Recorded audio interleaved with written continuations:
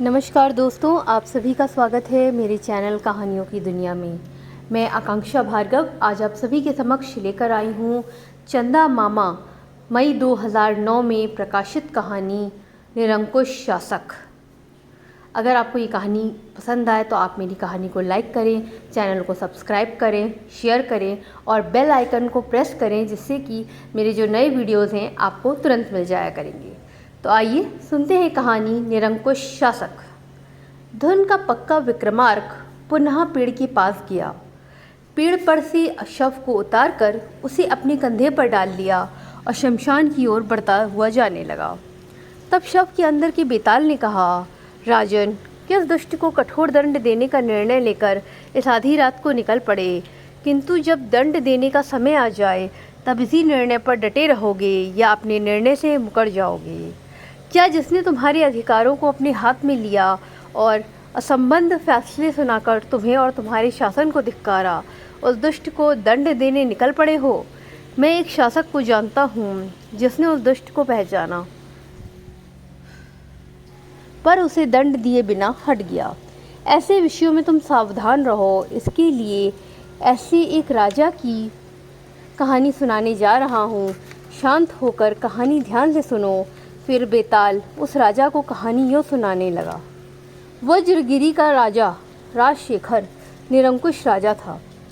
प्रजा के क्षेम के लिए पीढ़ियों से चले आ रहे कठोर नियमों को वह अमल में लाता था और इन विषयों में काफ़ी सावधानी बरतता था। इतनी सावधानी के बाद भी उसके राज्य में छोटे मोटे अपराध हुआ करते थे, जिस पर उसे आश्चर्य होता था। नगर से सटे हुए रामगिरी पर्वत के उस पार के गुड़का नामक गांव से 5 युवक हर दिन बकरियां को चराने के लिए जंगल में जाते थे। वहां पहुंचने के बाद वे बकरियों को छोड़ देते थे और एक पेड़ के नीचे बैठकर गपशप किया करते थे। उनमें से एक लोकगीत गाने में माहिर था, दूसरा बांसुरी बजाने में पटु था, तीसरा हंसी भरी बातें कहते हुए सबको हंसाता था, चौथा जड़ी बूटियों से इलाज करने में होशियार था, पांचवा सुदर्शन किसी का भी अनुकरण करने में अव्वल था। गांव के प्रमुखों से लेकर महाराज तक के हाव भावों की नकल उतारने में चतुर था। उनका अनुकरण करते हुए समय समय पर वह अपने दोस्तों को हंसी में डुबो देता था। एक दिन एक बकरी टीले पर जाकर गुम हो गई। वे युवक उसे ढूंढने में लग गए। वह टीले पर 2 चट्टानों के बीच अटक गई थी। उसका एक पैर उन चट्टानों के बीच फंस गया और वह उसे बाहर निकाल नहीं पा रही थी। वह चिल्लाती रही पर उसकी सहायता करने कोई नहीं आया। दोस्त आखिर वहां पहुंचे और बकरी को बचाया। उस समय उन्हें उस चट्टान के नीचे एक सुरंग मार्ग दिखाई दिया। बड़े ही उत्साह के साथ वे उसमें उतरे और आगे बढ़ते गए।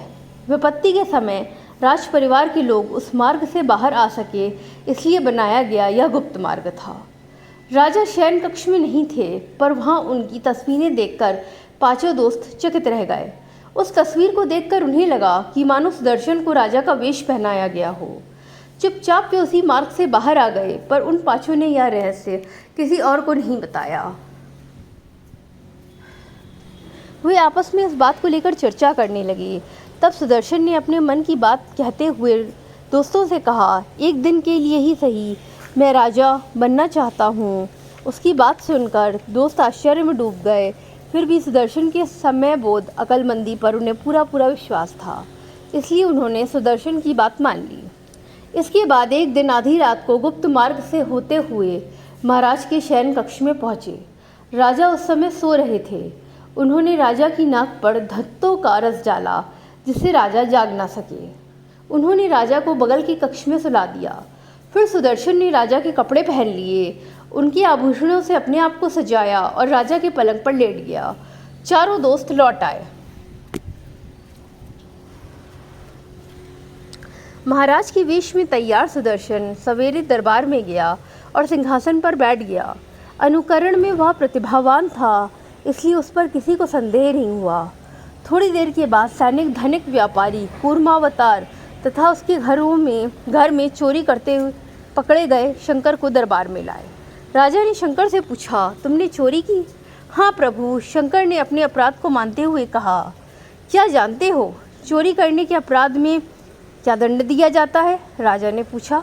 चोरी के मुताबिक जेल की सज़ा से लेकर हाथ काटने तक का दंड दिया जाता है, शंकर ने कहा। यह जानते हुए भी तुमने चोरी क्यों की? राजा ने पूछा।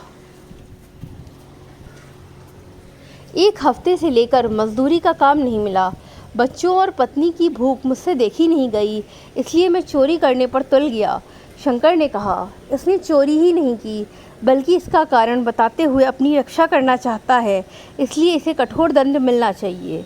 कूर्मावतार ने राजा से विनती की। भोग की पीड़ा और पीड़ाओं से अधिक कष्टदायक है। शंकर से यह सहा नहीं गया और तुम्हारे घर में घुसकर उसने चोरी की। तुम्हारे पास अपार संपदा है, उसमें से शंकर ने चोरी की सिर्फ 100 अशर्फियाँ। फिर उसने सिपाहियों को हुक्म दिया, कूर्मावतार को बांध दो और इसे खूब पीटो। फिर कूर्मावतार से कहा, मेरी दृष्टि में तुम ही अपराधी हो, शंकर को 200 अशर्फियाँ दो। राजा ने अपना फैसला सुनाते हुए कहा।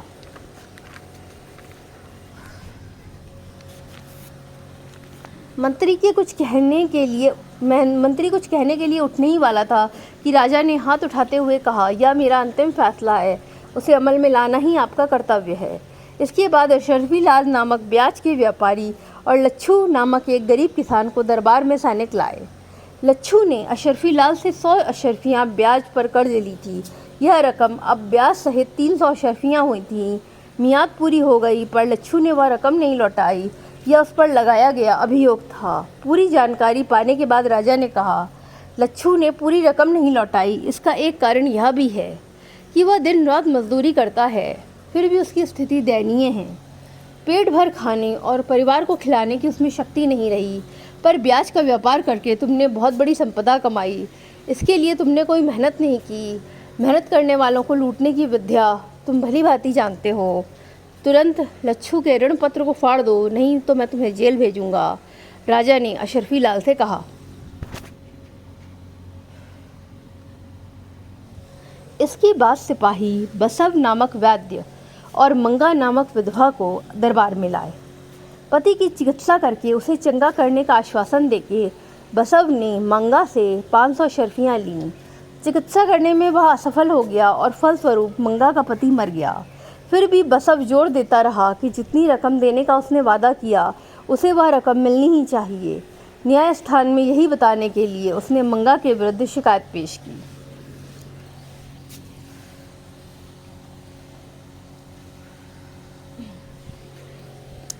चिकित्सा करने का भरोसा देकर तुमने पहले ही मंगा से रकम वसूल की। तुम उसकी चिकित्सा नहीं कर सके, पर अपनी रकम वसूल करने पर डटे हुए हो। इससे बढ़कर अन्याय और क्या हो सकता है? राजा ने गंभीर स्वर में कहा। प्रभु, मैं गरीबों की चिकित्सा बिना शुल्क लिए करता हूँ। जो धनी हैं उनसे औषधि तैयार लेने के लिए ही सही रकम लेना ज़रूरी है ना? वैद्य बसव ने कहा। तुम्हारी बातों में सच्चाई नहीं है। अपने पति की चिकित्सा के लिए मंगा ने जो 500 अशर्फियाँ तुम्हें दी, तुम उन्हें वापस कर दो, अन्यथा तुम्हें जेल की सज़ा भुगतनी पड़ेगी, राजा ने अपना फैसला सुनाया।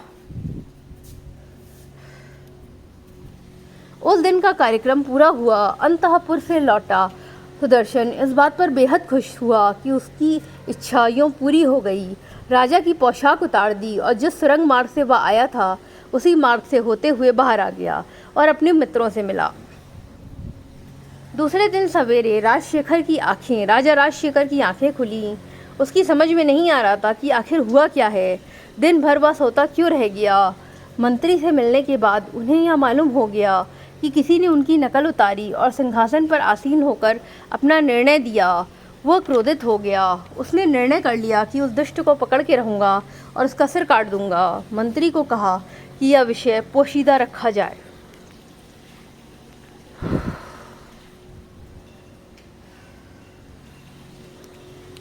दूसरे दिन ही राजा और मंत्री नकली राजा को पहचानने और उसे पकड़ने के काम में लग गए।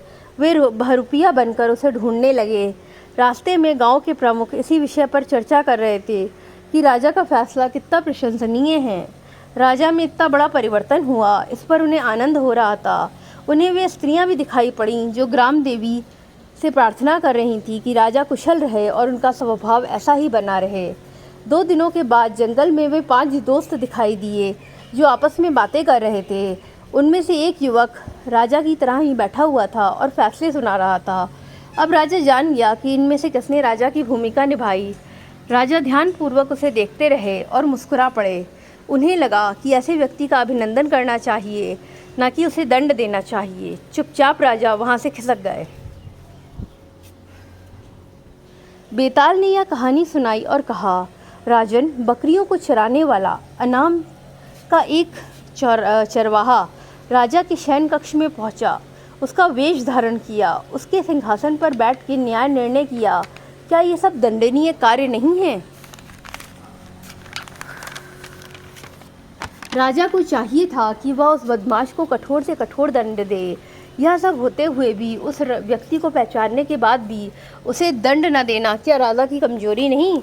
मैं तो कहूँगा कि वह राजा कहलाने के लायक भी नहीं। राजा में अकस्मात जो परिवर्तन हुआ, इसका क्या कारण हो सकता है? मेरे संदेहों के समाधान जानते हुए भी चुप रहोगे तो तुम्हारे सिर के टुकड़े टुकड़े हो जाएंगे।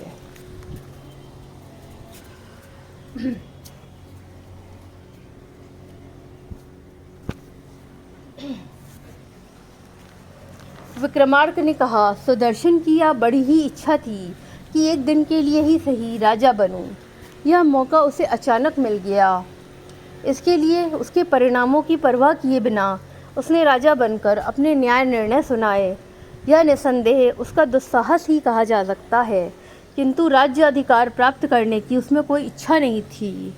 उसने एक दिन में जो निर्णय लिए वे सही हैं, न्यायपूर्वक हैं, वे कदापि धर्म विरुद्ध नहीं हैं। जो भी फैसले उसने सुनाए वे प्रजा के क्षेम के ही पक्ष में हैं। उन्हें सताने का उसका उद्देश्य ही नहीं था। हम यह नहीं कह सकते कि परंपराओं से जो निर्णय धर्मसम्मत माने जाते हैं वे अवश्य ही अमल में लाए जाएं। इन धर्मबद्ध नियमों को अमल में लाने से अपराध कम हो जाएंगे, यह कहा नहीं जा सकता। काल के अनुसार शासन के नियमों में परिवर्तन लाना राजन का बड़ा कर्तव्य है। बहुरूपिया बनकर जब राजा दोषी को पकड़ने गए, तभी महाराज को यह वास्तविकता मालूम हुई। तभी उन्हें यह मालूम हुआ कि अपराध क्यों कम नहीं हो रहे थे। प्रजा की बातों ने उनकी आंखें खोल दी। यद्यपि सुदर्शन ने अपराध किया, पर उसने राजा की नीति को बदलने में उसकी मदद पहुंचाई। वह यह भी जान गया कि इसके पीछे सुदर्शन की कोई साजिश नहीं है, इसलिए उसे माफ़ कर दिया। राजशेखर केवल निरंकुश राजा ही नहीं, बल्कि प्रजा की क्षेम चाहने वाले राजा भी हैं। राजा के मौन भंग में सफल बेताल शव सहित गायब हो गया और फिर से पेड़ पर जा बैठा।